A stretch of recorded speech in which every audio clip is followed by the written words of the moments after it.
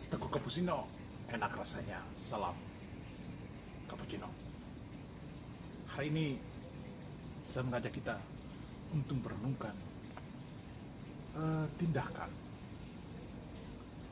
perbuatan yang luar biasa yang dilakukan oleh Barnabas. Barnabas sebagai salah seorang dari para rasul dan juga mengenal Saulus yang kemudian menjadi Paulus.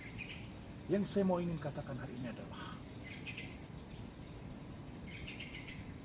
Saulus telah melakukan kejahatan yang luar biasa, melakukan pembunuhan terencana terhadap orang-orang yang percaya kepada Yesus. Dalam perjalanan ke Damsyik, dia ditangkap oleh Tuhan, diubah dari pembunuh, berubah menjadi orang yang mewartakan firman Tuhan, yang mewartakan nama Yesus. Dan ketika perubahan ini, ketika Saulus yang sudah bertobat menjadi Paulus ganti nama, apa yang terjadi? Dia sudah bertobat, dia sudah kembali ke jalan yang benar, mengikuti sabda Yesus. Toh, dia tidak mudah masuk dalam lingkaran orang yang percaya kepada Yesus. Karena apa? Karena orang yang percaya kepada Yesus masih menaruh curiga, masih menaruh prasangka, masih menaruh ketidakpercayaan kepada Saulus. Mereka masa pertobatan Paulus belumlah membuat mereka percaya Paulus sudah menjadi bagian dari mereka. Orang yang sungguh berjasa membawa Saulus masuk ke dalam lingkaran orang yang percaya kepada Yesus, dialah Barnabas. Barnabas tidak melihat masa lalu Saulus. Barnabas tidak melihat masa kejelekan Paulus. Barnabas tidak melihat lagi kejahatan Paulus. Barnabas melihat masa depan gereja. Barnabas melihat sejarah perkembangan pewartaan iman Yesus akan Yesus. Karena itu dia berani membawa Saulus yang telah berubah menjadi Paulus masuk ke dalam lingkaran orang yang percaya kepada Yesus. Karena apa? Bagi Barnabas, Paulus ini orang yang sangat hebat, penting sekali. Karena itu masa lalu yang jahat harus dilupakan karena Tuhan sendiri telah mengampuni dia. Karena itu kita orang yang percaya kepada Tuhan juga harus mengampuni dia, melupakan kejahatan masa lalunya dan melihat prospek harapan ke depan yang lebih baik. Dan ingat, akhirnya itu terjadi. Saulus yang berubah menjadi Paulus diterima dalam bilangan para rasul.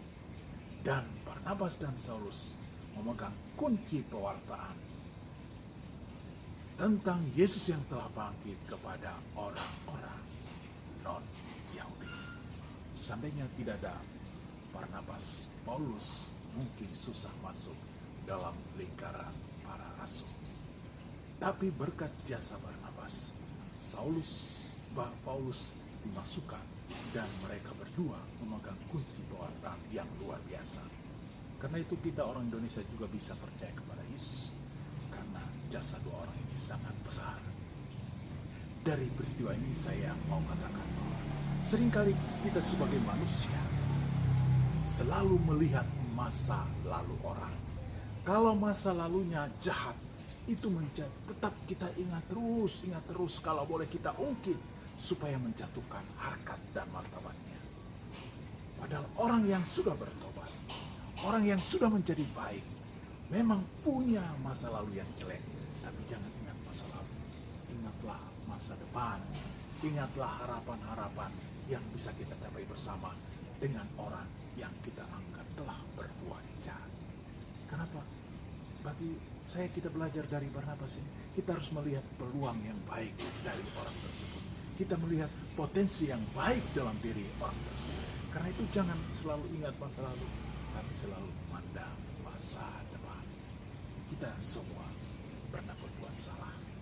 Kita pernah melakukan kesalahan. Kita pernah melakukan kejahatan. Kita pernah melakukan dosa. Tapi ingat, kita terus berlangkah ke depan. Tuhan mengampuni Paulus menjatuhkan Paulus dari atas kuda, dihempaskan ke tanah. Paulus dibiarkan tidak melihat selama 3 hari. Dan ini membuat Paulus berubah menjadi rasul yang hebat. Dia mau mati demi Kristus. Karena itu saya kira kita semua mungkin pernah melakukan dosa dan kesalahan.